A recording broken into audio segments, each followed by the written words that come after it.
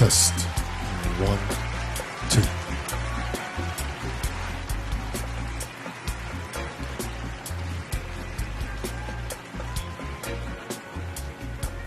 All right. Good evening and good night, and welcome to the It's Your Perspective Talk Show every Tuesday, Wednesday, Thursday, weekly 8 p.m. until. My name is David, a.k.a. Kimba, a.k.a. Christian, alongside. Bingy Soup. Yeah, Soup. We back again, man. Yes, sir. Just blazing the trail, you know. Hear that?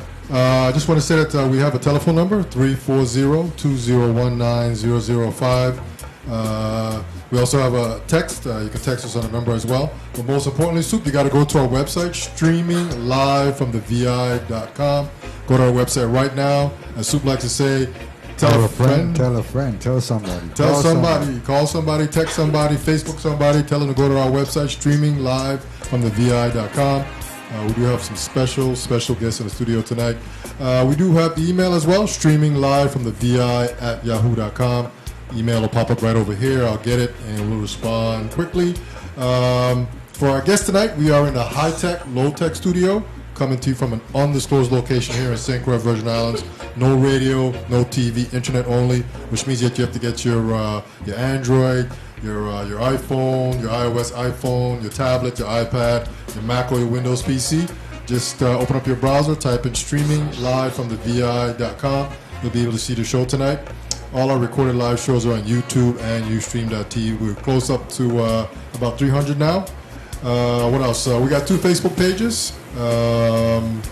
It's Your Perspective Talk Show and streaming live from the VI.com. I want to give a mad shout out to CHS class of 1982. If you're out there, wherever you are, hit us up, let us know how you're doing. And most importantly, to all our past guests, thanks for being on our show. We're on Twitter as well. Tweet with us. And Super Moving Straight Forward and Up. The show's mission is just to inform, entertain, and empower everyone. And Super, you ready? Yes, sir. Let's bless that mic, man. Greetings to one and all. Rastafari live. The greatest secret in life is that reality is nothing more than illusion. The physical world does not exist outside of our own belief system and the filter of our own mind. We are, in fact, subparticles of Jah, experiencing creation. But as subparticles, we have swayed over these creations. Everything you have experienced in life, every event, occurrence, object, and person is nothing more than a figment of your own thoughts, beliefs, and words. The problem is, most of us are still asleep. The problem is, most of us are still asleep. When you understand this, your entire world shifts, and you come to realize the true meaning of life is thus, like a lucid dream. We have total control. Yes, Soup, thanks for blessing us. Since April of 2014, Soup's been blessing us with the It's Your Perspective poem. And as promised, we do have some very, very special guests in the studio right now. There they are, wave to the crowd. Friends and family are seeing you live right now. So we have Iris, help me here with your last name. Baptiste. And Kalija. Bellardo. Yeah. How you guys doing tonight? We're great. You guys ready? Yes. Okay, man. Well, thanks for coming out to the studio tonight. And tonight, or this month of February 2016 is Black History Month. And I guess we just wanted to get a little insight, I guess, from the younger generation, Soup, on what you guys think. But before we get into thoughts and your perspective, tell us a little bit about who you guys are. Well, I'm Iris Baptiste. I'm a senior at the St. Croix Educational Complex High School. I'm enrolled in the accounting program on the CTEC side of the school. I enjoy writing poetry, Facebook, sleeping, and I currently work, so just having me time is a blessing. Okay. Right. And what about you, Kalija? My name is Kalija Bellardo. I'm an 11th grader at the St. Croix Educational Complex. I am enrolled in the magnet program on the academic side of complex. I enjoy playing basketball and talking with people, Netflix, being social. So yeah. Okay. Just being social. Okay. So as you mentioned the word social, let's kind of jump into the conversation and talk about like social media and Facebook and Twitter and all these kind of things. You guys involved with that? Yes, Yeah. we are. Okay. Yes, we Is are. it a big part of your day-to-day activity to be on social media and checking things out and responding and that kind of stuff? Somewhat, yeah. I enjoy just going to school and meeting my friends and talking. I like more of a, person to person than texting and stuff. So, Okay. Okay, that's a first. Yeah. That's a first. And what about you? Right now, Facebook is just for posting pictures. Okay. So, as you guys are still in high school, so I would imagine since as very, very young adults, social media has just kind of always been around. For like me and Soup, we didn't have social media back in the day. We literally had to talk or pick up the telephone and call. But now there's many ways to communicate. There's email, social media, and all that kind of stuff. So the question is, could you guys maintain if social media were to just drop off completely? There's no more social media. How would you guys deal with that? I would honestly kind of love that. I mean, because, when I used to always talk to my mom, and she used to tell me stories about her banging pants in the streets and doing all these fun stuff. I'm like, oh my gosh, I wish everybody used to like unite and do all these fun stuff. So I just love when current goes. Like the house is like everybody's there, we're talking, and I just feel great. So I guess I would kind of like it. Okay. And what about you? I'm like on the borderline of yes or no. In terms of marketing from a business standpoint, I feel like social media is great for that. And just like connecting with your family, like it allows you to be more sociable. But then again, I say no because it's like, are you being sociable if you're hiding behind a computer screen or your phone? So, I do feel that my generation are sociable. I feel like we're sociable amongst ourselves, but in terms of having a connection between adults and us, I feel that that's one thing in which we lack. Okay. So how can we as an adults bridge that gap and make that gap come in? Because some of us feel like we are losing the younger generation, And that's a good point that you brought up. I would say acceptance to change, that each generation is unique. And, look at our generation in a more positive light, because I know there's a lot of negative energy associated with our generation. Like, it's so negative, or, they this and they that. But I feel like there's not enough upliftment with us in our generation. Okay. So yeah. So you're saying that we the adults have to uplift the younger ones then? Yes. Okay, and because I'm gonna be blind, I don't know what to do. So direct me in what form, in what area you want to see upliftment take place with us adults, in tendering to the youth then. I mean, it's all about passing on your knowledge, and I think that's the beauty about knowledge, is the ability to pass it on. So, if you play the drums, and you have a son or even just a member of the community, you never know how much someone is interested in something unless you share your passion or your love with them. So, like anything in which you feel is important, or even if you don't feel it's important, but just passing it on to know that, like, this I've passed on. And I feel like that's what living is all about. Like, we think it's about money or gold or materialistic things, but I always tell myself, like, if I die and the only thing that I've left is my gravestone tomb, then I have failed, because I haven't passed on my knowledge. And I feel like our generation is the way it is because a lot of the knowledge was not passed on to us, and we're in that bridging that gap. Yeah. Okay, Iris. Khadija, how do you feel about that thing? Same feeling. I'm mutual. You're mutual. Mm-hmm. Okay. Since it's Black History Month and we're into Black history, and Senko have a very rich history to talk about, what's your perspective, Khadija, on the VI history?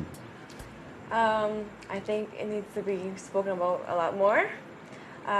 So they don't talk much about it in high school? Do you take VI history? Do you have VI history in school? That we ask you that question. It is mandatory, but the teaching, the way they taught us, I don't think that's the best way. I think we should bring in somebody that's more knowledgeable about our history than Right. just having a book flap in front of us and we have to read it. Because most of the time the information is not off on a book. It's like somebody who's feeling it, and just I think we need to bring in someone who knows more about. So is this like a 2-year? You're in high school. Is this 2 years you have to take it, or is this 4 years? Or is this like an elective kind of It's a thing? semester, 1 semester, right? One Yeah, semester? 6 Okay. months. Yeah, That's it? yeah. Oh, really? Okay. And in whatever, and you have to take it in whatever grade, or you have a specific grade to take it in.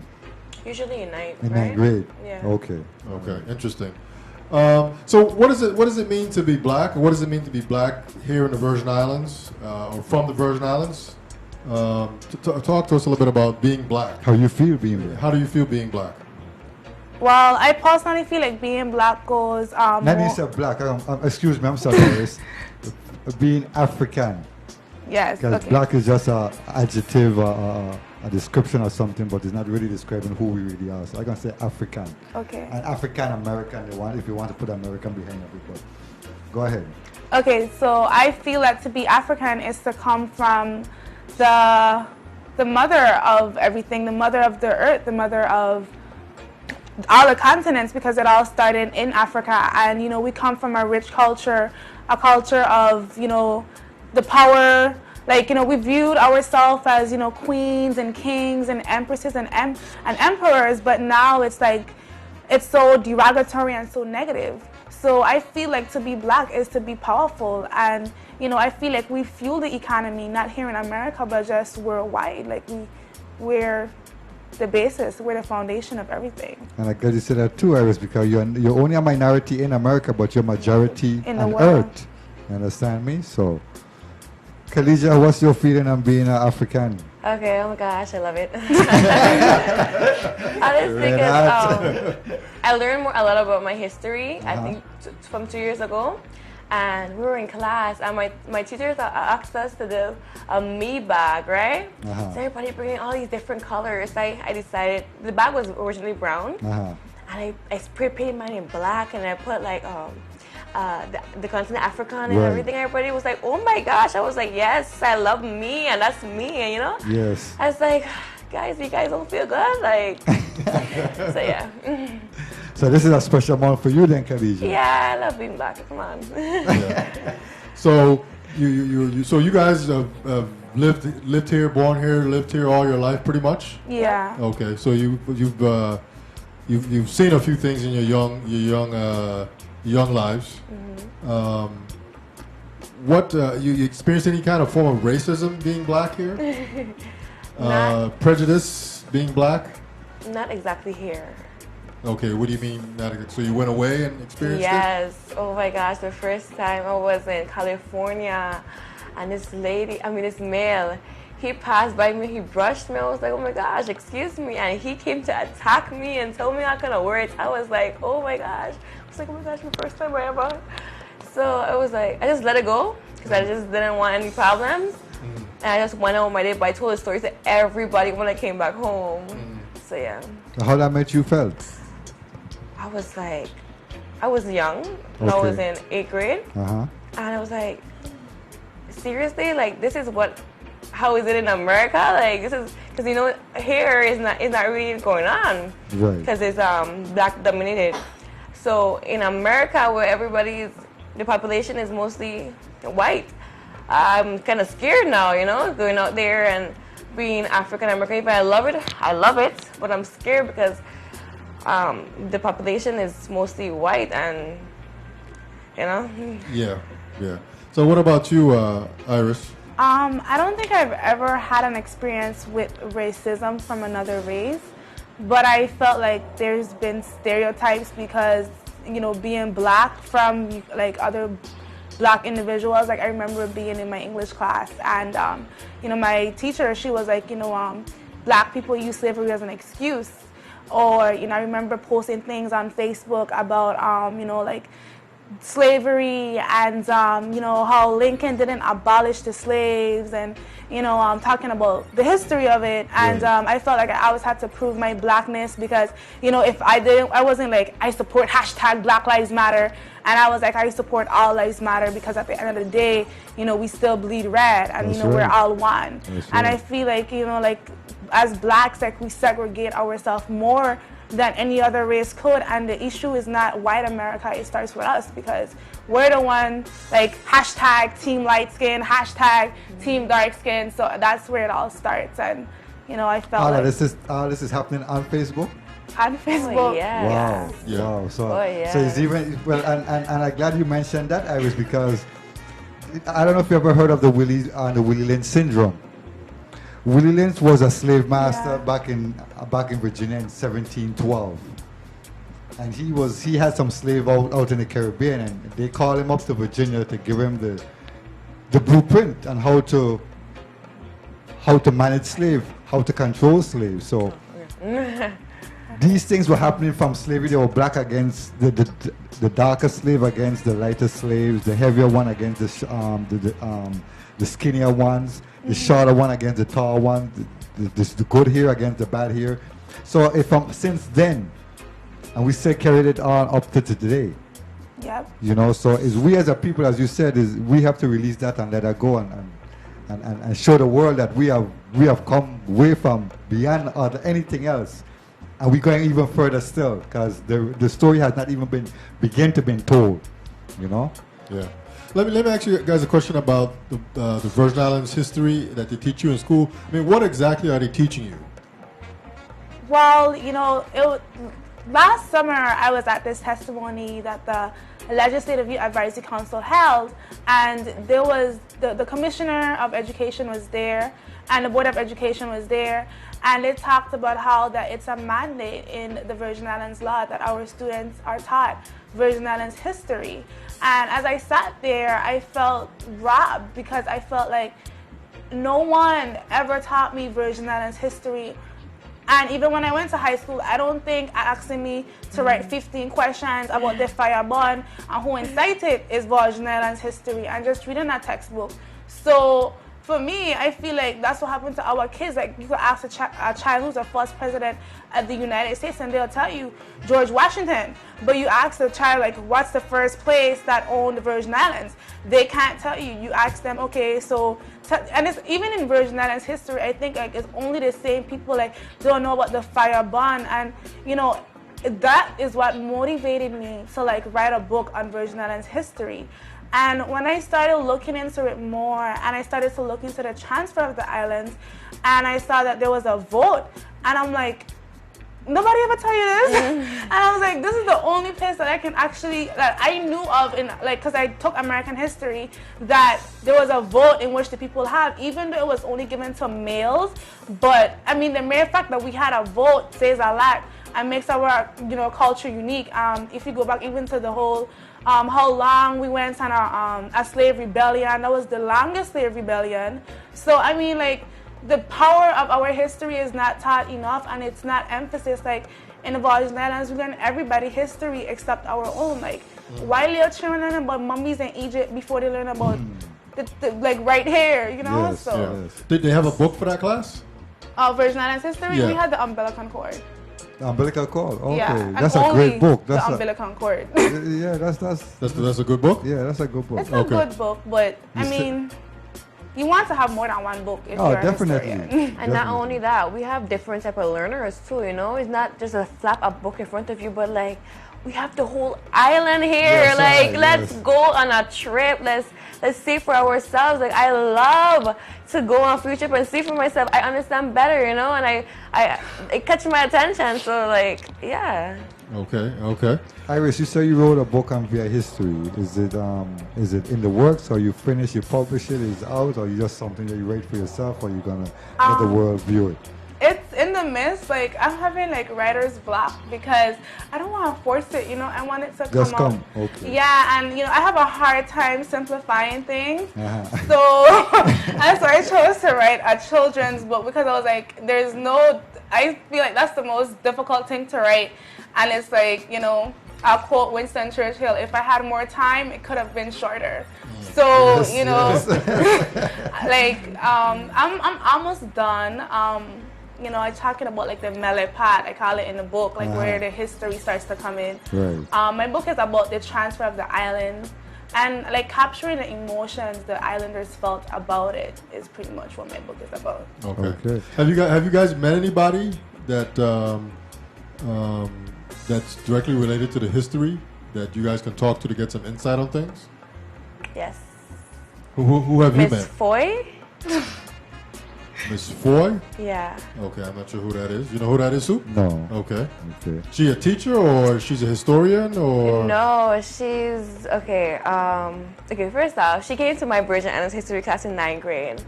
She came in and she was all excited and stuff, and the students was like, "Okay, you're here," and she started talking about all our history and stuff. And everybody was like, "Okay," and I'm here like I wasn't as interested as I should have been, right? Then my mom was like, "Look here, you're going to this thing during the summer." I was like, "But Mommy, I thought you said we was going away." She was like, "Okay, let's go." And then we started doing tours. We did free gut tours, Christiansen tours, stuff like that. And oh my gosh, her history is so interesting. You guys, like, I'd be so happy. And then I started learning it myself. When I would go home, I tell my mom and stuff like that. So she's like happy. She works for National Park, well, under National Park. And she would go around and do tours to everyone. It's like, she also bring the Danish down here and ask us a whole bunch of questions, make us speak to them and stuff. So yeah, she really gives back to the community about our history and stuff. Okay. What would say would be your most interesting thing in the VI history, Khadija, that you like the most? Okay, the first thing that came to my mind was the Maroon Ridge. I don't know why. But I love that, you know, about the typos, the words to get the typos. Yes. She would always tell us stories about how they would go in the night and they would run through the bushes to escape, you know, because the Maroons are the escapees. Yes, right. So yeah, so I just love that part. I don't know, but yeah. Iris, is there a part that you love particularly in VI history? I don't know.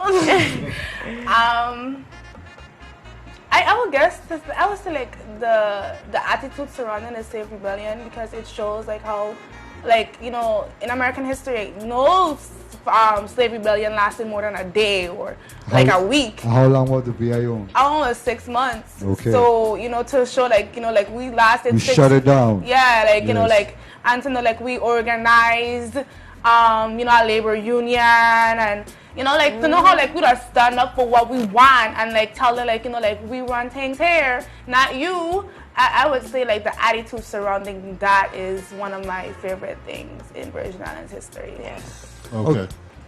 If you had one opportunity to speak to the Commissioner of Education here in the Virgin Islands and to the Governor, Honorable Kenneth Mapp, what would you say to them about your need for your education to go further in the territory right now?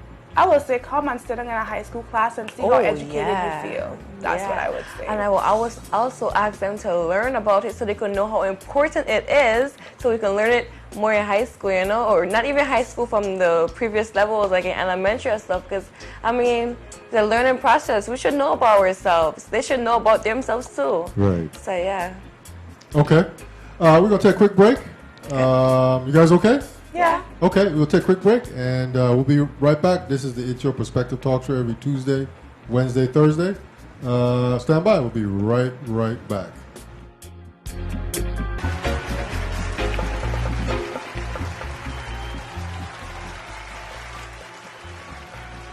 All right. We are back. This is the It's Your Perspective Talk Show every Tuesday, Wednesday, Thursday. Today is Tuesday, February 16th, 2016. It's about 8:38 p.m. This is the It's Your Perspective Talk Show. Stop what you're doing. If you're out there, tell a friend, tell a neighbor to go to streaming live from the VI.com. Go to that website, because we do have some special guests in the studio tonight. There they are right there. Our future presidents, doctors, lawyers, politicians, accountant, You guys physical wave? therapists. Yeah, you guys wave to the crowd. They're seeing you again. So yeah, we were just off camera there, and they were very interested in our yearbook soup. You know, they I guess you guys know of a few people there, like Kurt Vialet. You guys know Senator Sanders? Yes, we do. Okay, he's in there as well, and class of '82 is a big representing huge. Yes, A lot of people that graduated that year, I guess, are, I don't know, just doing things, I guess, is the way to put that soup. I guess, doing things. Doing things. Yeah. Making it happen. We're doing things. We're making it happen with this show. But anyway, we want to get back to you guys. Black history. So how involved are you guys with like what's happening, like current events and stuff? You guys watch like CNN and any of that kind of stuff? Nope. Nope. No. There are distractions.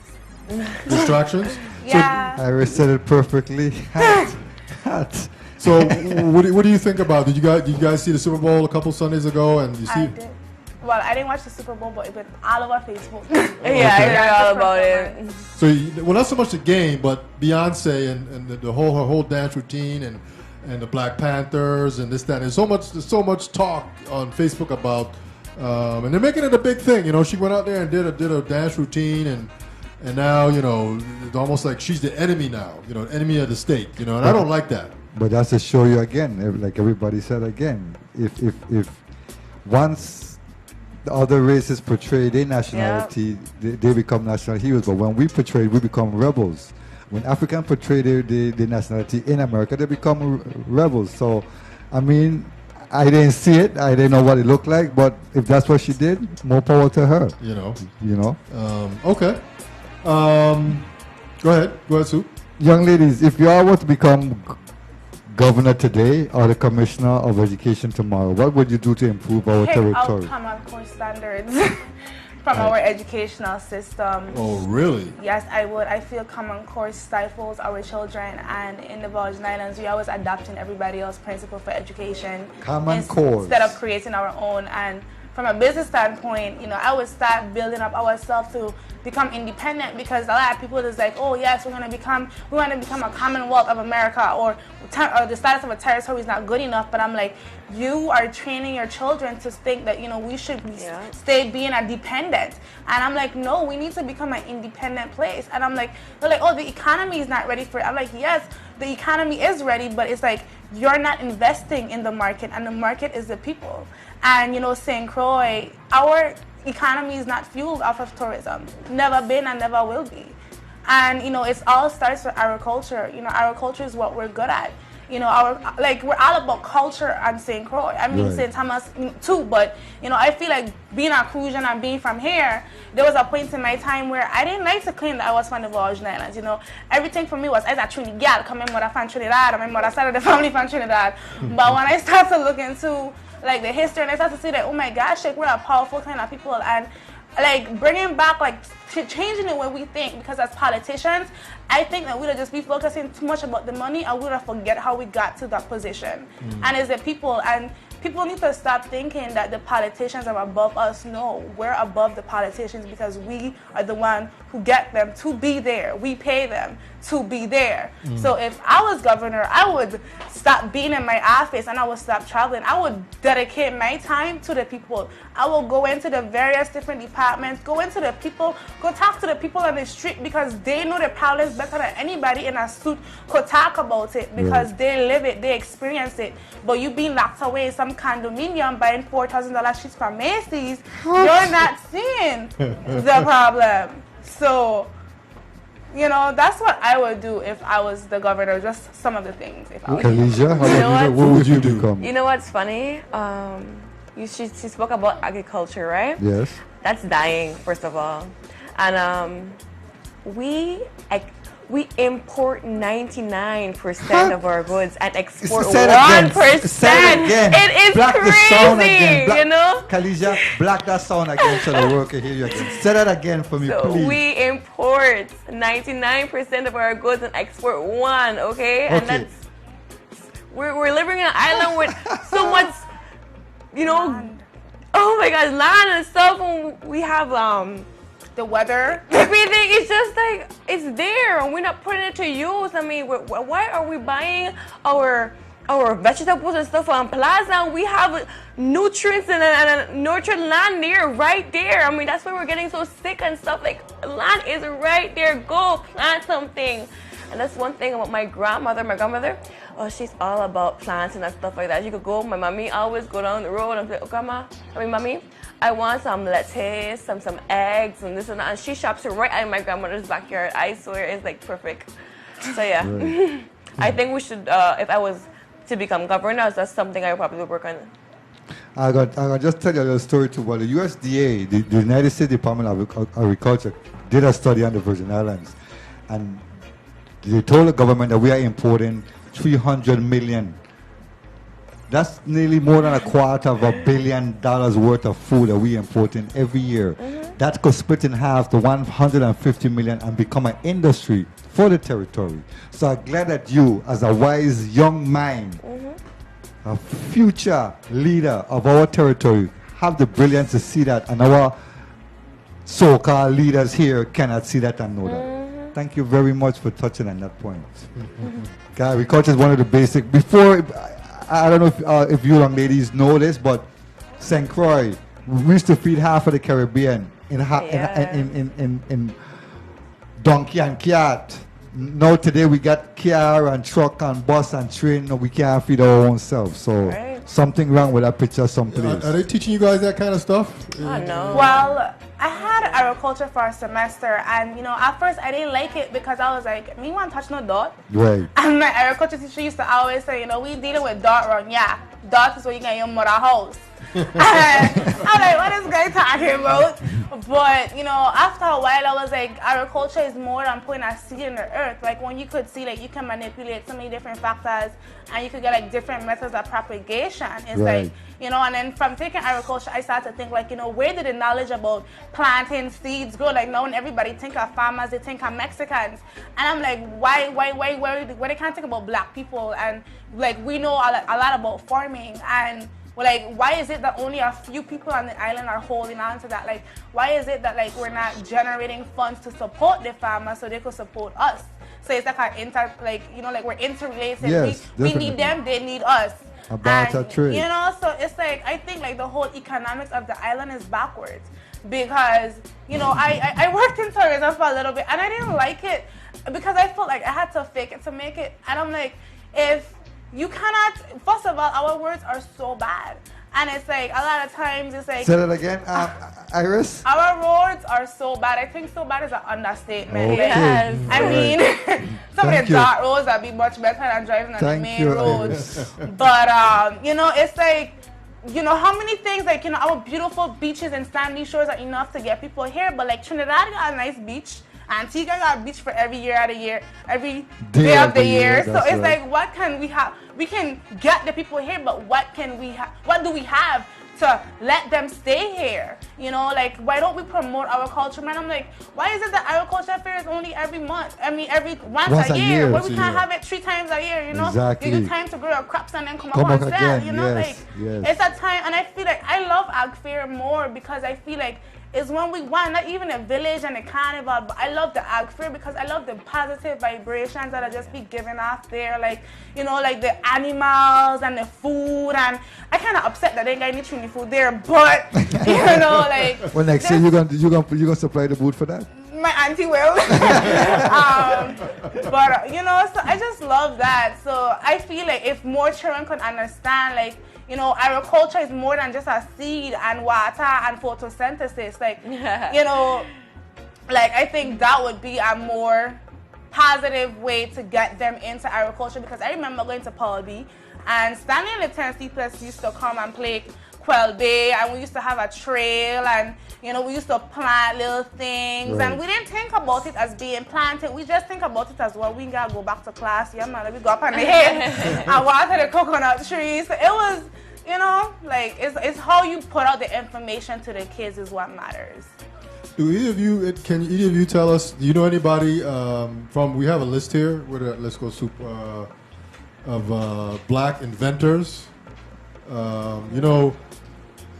I mean, we black people have invented a lot of things, man. Almost everything in basic life, man. Paper, chess, but do you know anybody by name that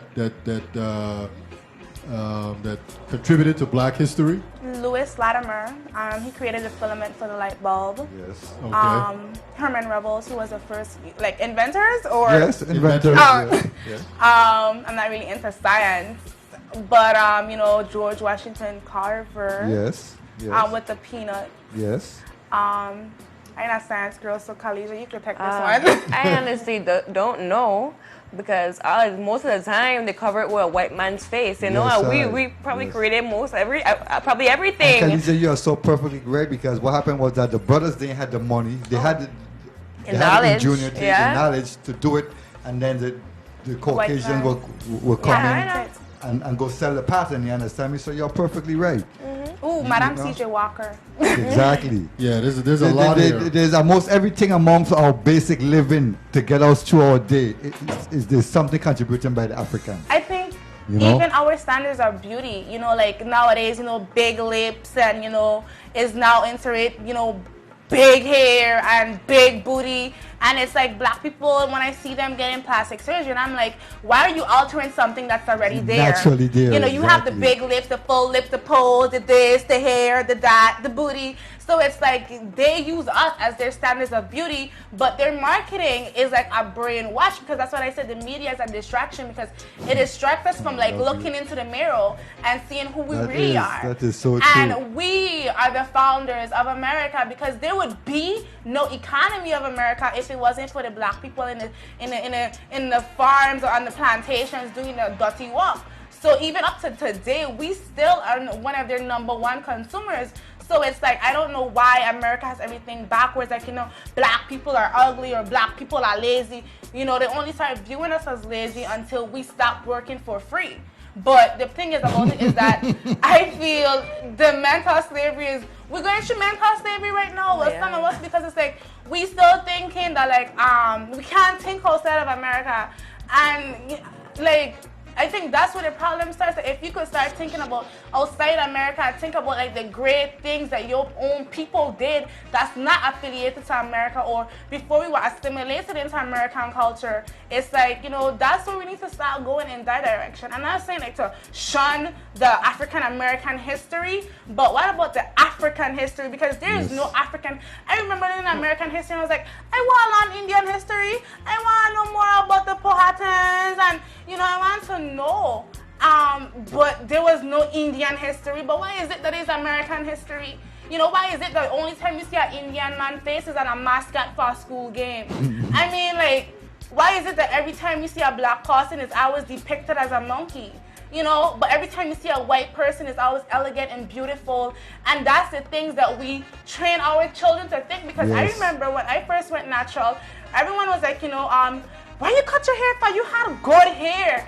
And I'm like, what's good hair? And then people was like, as when my hair was permanent, was like, for a black girl, you got black girl kind of hair. Or they would ask, where my mom is from. And I'm like, my mom is from Trinidad. And I was like, Trinidad got nice hair. And I'm like, that has nothing to do with it. And I'm like, oh, it's always nappy, or our hair too this, or you only have good hair if you mix with this, and don't go to Bubadam because your children gonna have this kind of hair and that kind of hair. So I'm like, why are we so caught up in our hair? Just let it be. Whether or not it's perm or whatever, because it was like a black woman who created the perm, but are you perming your hair because you just like your hair straight? It's easier for you, or are you perming your hair because it's not can't even see my edges looking all nappy and so it's all about why do you do the things you do, and understanding we're the founders of it all, and I just wish that more people would see that. I was gonna say, is Complex doing anything for Black History Month? Any plays, any kind of thing related to Black history that you guys are aware of? Let me tell you what happened, right? So the SEEC administration banned the black events that the senior class Wait. had. Hold on. The SEC, who is this? The St. Croix Educational Complex Administration banned our Black Out Day, which was the day we were supposed to come in all black, representing our blackness, power to the black people. Yes. But because the senior class decided to wear their class shut on a Friday, and we had our senior skip day, And I'm like, these things y'all not gonna happen. Like y'all focusing on a little stupid little color of a shirt. Like, but y'all focusing on the nonsense. You know, like focus on Bobby failing biology, but you gonna focus on Bobby shoelace red. You know what I'm saying? So it's like I feel like they don't want to talk about this in meetings, but like they don't push it. So, and then it's like, oh, children don't want to learn, or, you know, you guys need to bring up them grades. So it's like, okay, we're going to bring up them grades. But how many people want to switch it to African American history? How many want to take that class? Well, let's have a day that supporting the African people, like, you know, bring in the drummers and, you know, like, let's have, like, the African dancers. And, you know, everybody was talking about our intranet team, and it wasn't good enough. But then when we come out and we slay, you know, like, team class, the shiki. I mean, Complex was on point. It was like, oh my gosh, you guys were so beautiful. So seeing that, you know, to be black in about always being young on a farm and sweaty with your hair out, you know, as like we are people of elegance, I feel like, you know, administrators using that as a reason to ban an event is ridiculousness, and I feel like it's ignorant. And, you know, like, there could have been other ways to penalize the class for having a senior skip day. But I'm sorry, but don't even use it as a time to say that we can't even celebrate blackness or black culture. Like, I feel like administrators, I am very disappointed in you guys. Okay? Wow. Yeah. Let me ask you guys. You guys from here. One of the things that, you know, I guess Super would agree with this too. That as we were coming up here, Rastafari was a thing that was kind of everywhere. You know, you guys into that? Follow that? What are your thoughts on that? I'll let you go first. Okay. So, as a kid, I was raised up in the Rastafarian culture and stuff. My mom wrapped her head, my dad wrapped his head, my brothers wrapped their head, and I would wear my long dress, my long skirts. We would go to Sabbaths and Saturdays. We play drums. I remember the beats and everything. But when I was 4, my dad left for whatever reason, and we wasn't really going to Sabbaths and stuff like that, but we still had that vibe in the house, and we know our values and stuff like that. And before every time before I go to school, I have to say a prayer. At the end, I have to say, "Is no weapon shall form or prosper against us, Rastafari," every day. Yes, sir. And my mama always tried to instill us. We have all kind of celestial on our walls and stuff. So she would always educate us about it. Even though we don't go to Sabbaths and stuff, we eat the way they eat and stuff like that. So yeah, Rastafari was.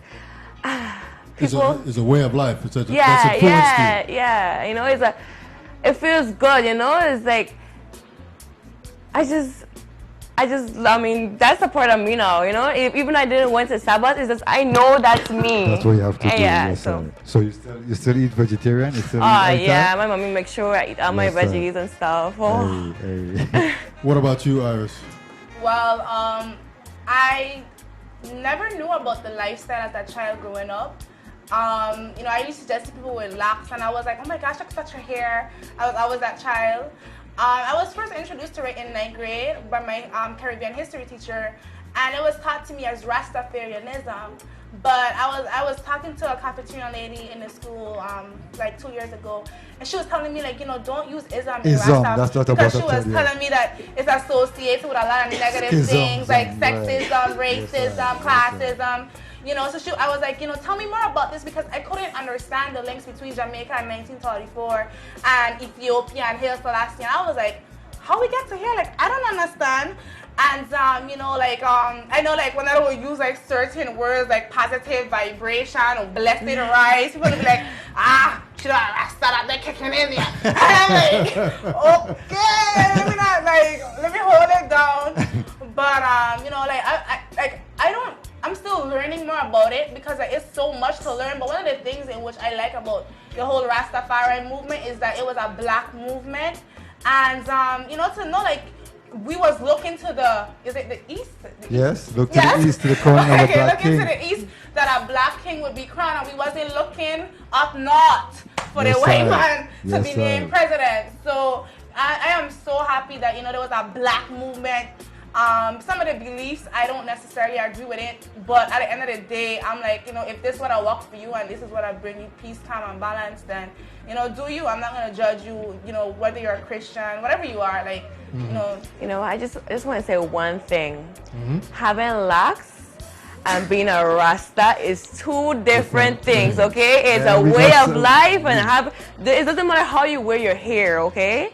It's a way of life. It's not just smoking weed and that's it. No, it's it's more of that feel. You have to feel it. You just can't be like, oh yeah, it's a Rasta man. No. It don't work like that, So please don't get it confused. It's not just about the smoking weed and the locks and stuff. It's more of a vibe. So please, that's it. Let me ask you all this: Is there anything about Rastafari in your U.S. history books, in the history books in period right now? Let me tell you, no. No. Like, there's a lot of things about black. Like, you will have like a little side on the section for the black man, and then you have like a whole entire book for the white man. Yes, sir. So, there's like, I feel like because I had that exposure with my AP teacher, that he like actually brought the actual documents for us to read and dissect. Of course, he couldn't bring them out because, of course, like we were time and we had exams to take, but to know that he wasn't like the other AP teachers or the other teachers at campus, and he used to actually bring in the work and do it with us. And this is how a class was for us every day, like a discussion. It wasn't about, okay, who's the first president, what's his administration, it wasn't like a whole bunch of questions, but like knowing it and feeling comfortable with it.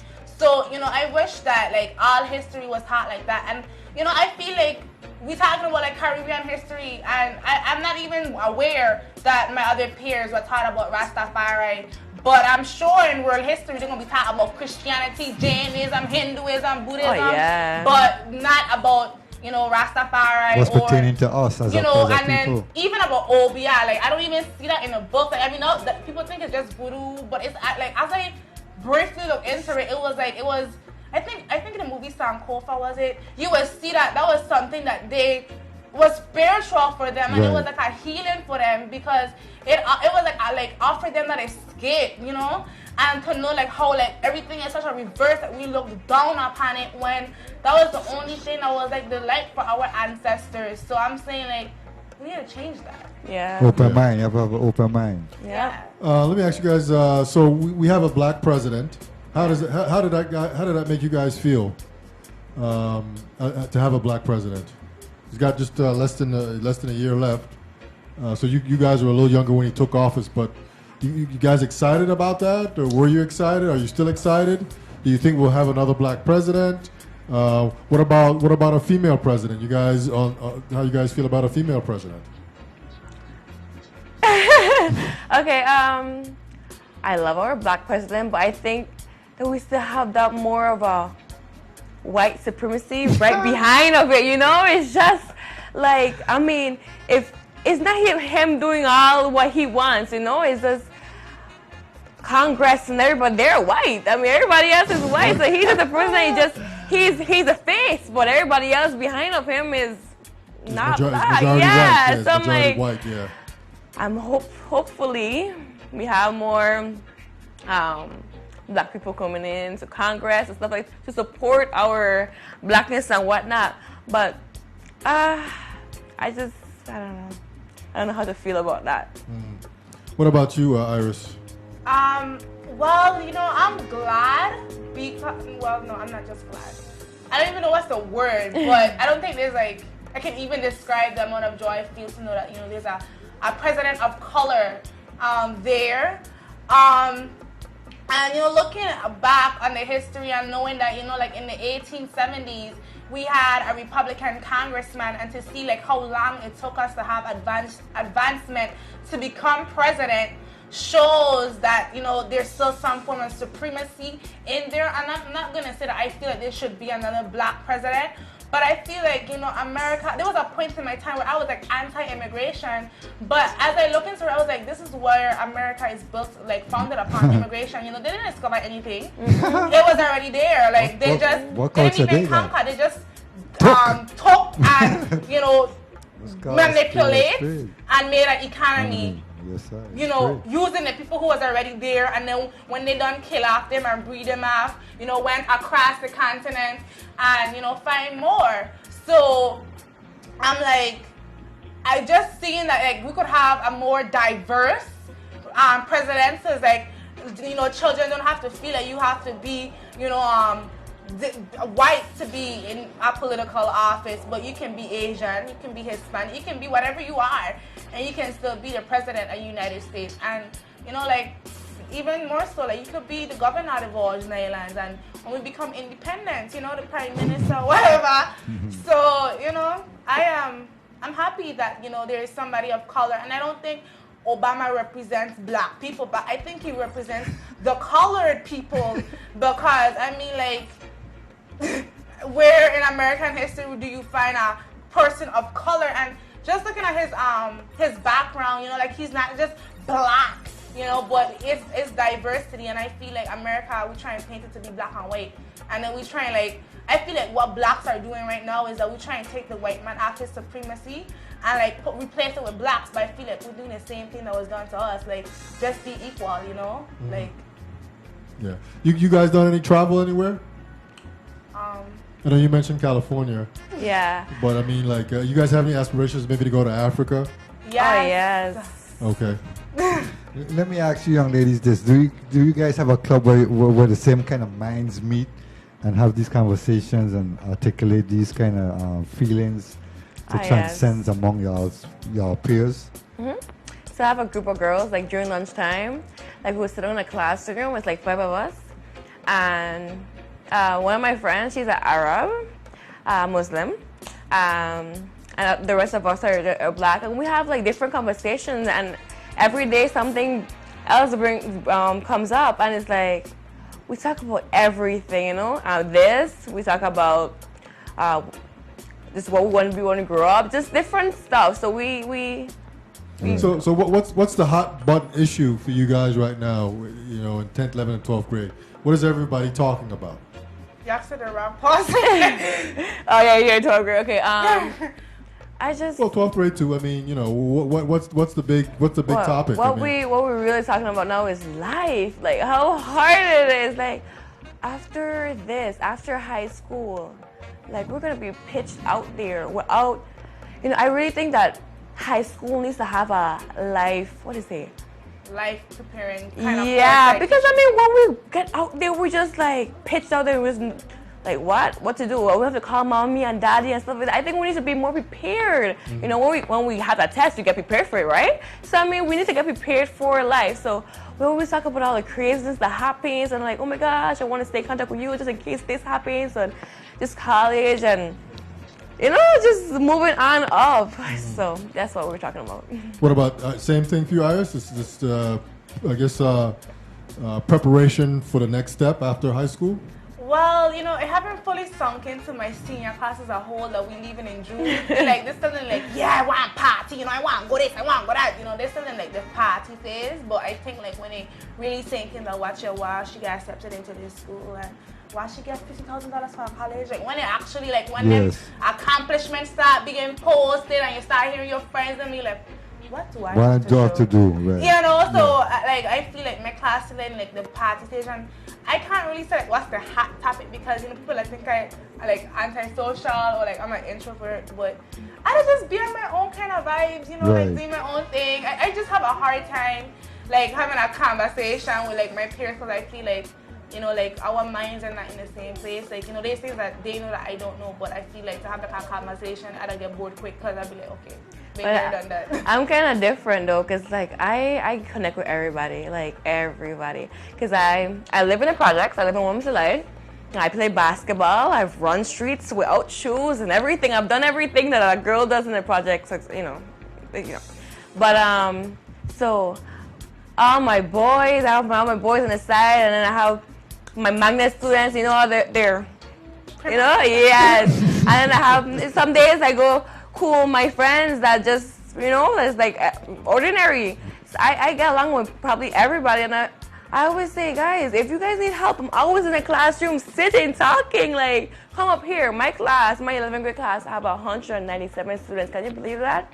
And I'm pretty sure by the time 12th grade come, a lot of people are just gonna Drop drop out. out and stuff like that. I'm so 197, you said? Yep, and That's by the not way, big I'm running at for all. vice president for my class. So Okay. yes, so I always encourage everybody to come to me. Like I am so willing to help. I feel after I help someone, I feel so great. Like I have accomplished something today in school. Like oh my gosh, forget passing the test. I helped you pass the test. I feel great. Like you know. Right, yes. So I'm like, come to me. I was there. So yeah. Yeah, so you guys are gonna graduate. You graduating, Iris, here shortly, and so June. you're gonna do your next step, and you're gonna stay here, or what are your plans? Well, I don't matter how many times I try to explain this, but people still feel that I should go away, and it's like, I will in due time, guys, just not in your time, I will go away. But, you know, I want to stay here because I feel like a lot of people fall into the habit that, you know, I'm going to go away, and I'm going to serve America for this amount of years or wherever in the world, and then I'll come back and give myself to the community. But I feel like after being exposed to philanthropy, and I'm like, why are we not investing in philanthropy? And I remember going to a Board of Education testimony like a couple weeks ago about, you know, the same topic, you know, history and civics. Right. And, you know, one of the things that I brought up, like, you know, the question is not about what's the role of nonprofits in terms of, you know, supporting the community, but what has the community done to support the nonprofits that, you know, are bringing about history and culture, because I know they do that. You know, St. Croix Landmark Society is always there, even at the Alfred, as soon as you enter, come to your right, St. Croix Landmark Society, right there, you know, Lady Leaders and, you know, Good Food Coalition and many others that I cannot list right now because there's too much. But, you know, there's so much different things that's going on. So I feel like, you know, like, I want to give back to my community, and I don't want to wait until I'm old and wrinkly and I have to have somebody, you know, give me oxygen to want to give back to my community because I'm well established then. But I feel like, you know, giving back to my community while I'm in my prime, while I can relate to my peers, and, you know, like one of the things that I enjoy doing is that I love teaching little kids. Like that's like one of my passions. Right. You know, even before I came here, I was there with Miss Cassia's daughter, teaching her to write cursive.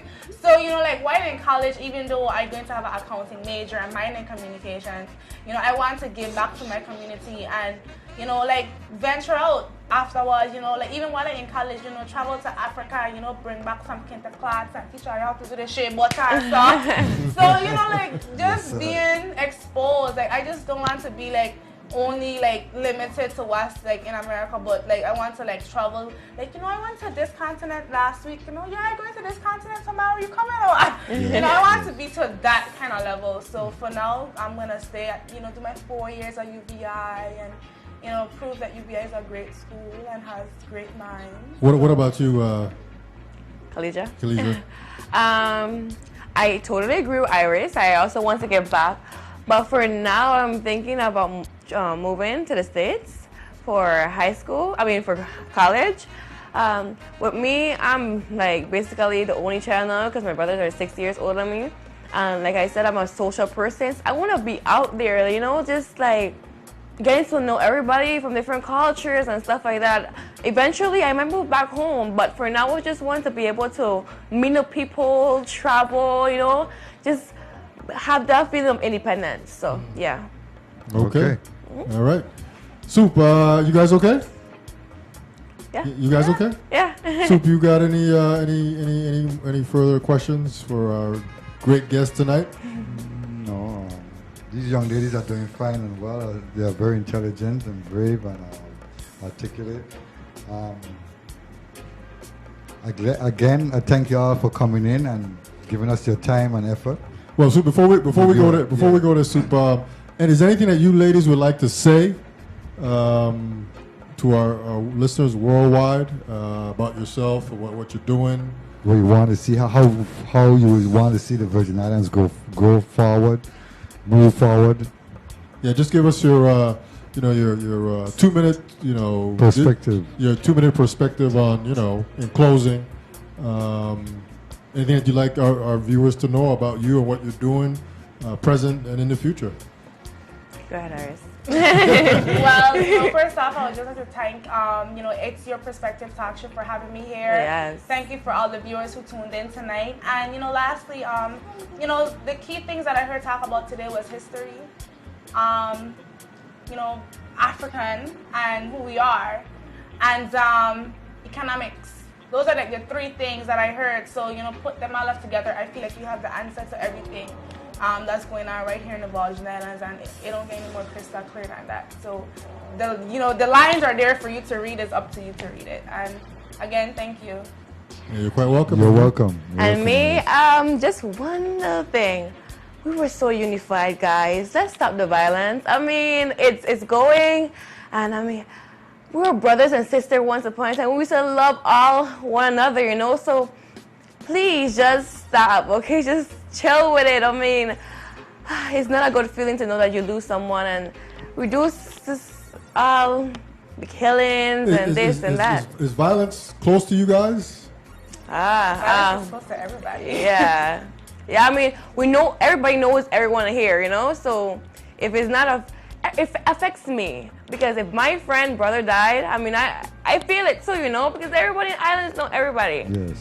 Living in Williams Elite, yes, gunshots like probably every 2-3 nights and stuff like that. I mean, I'm so immune to it. It's like, okay, yeah. So it just needs to stop. That's it. That's it? Yeah. Thank you, guys. Thank you. Thank you, Iris. Thank you, Khadija. Yes, thank you very much. Continue the good works and The positive works and the positive attitude. Stay focused. Just stay because you could get distracted very easily. Yeah. It's all in the mind. Once you determine what you want to do, you just go forward for it, and ain't nothing that you can't do. So don't let nobody tell you can't do anything. Don't exist. You know? Are you guys friends in school and outside of school? Well, you know, Khadija is my friend on Facebook. I didn't really know her personally. I used to just see her. You know, I didn't even, when Miss Perez was talking about her, like, Khadija, I was like, Khadija, who that?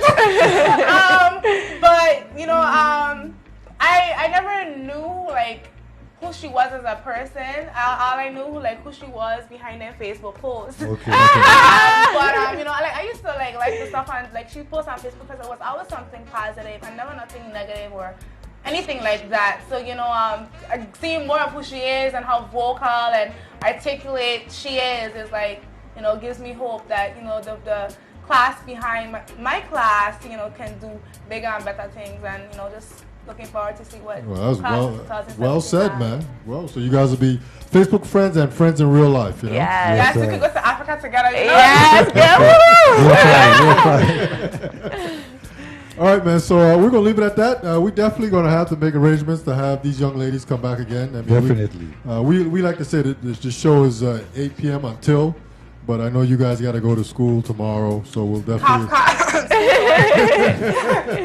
So we'll leave it at that. But we want to thank you guys for coming out and for spending a little bit of time with us and sharing your perspective on just a wide range of things. And much success to you guys. Thank you. And hopefully we'll be seeing you soon again.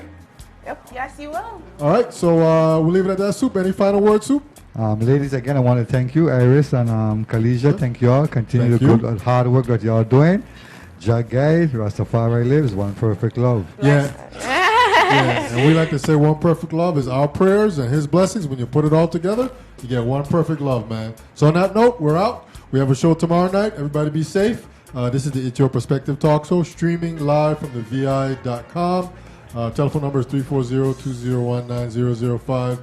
And that's it, man. So we're out. Peace.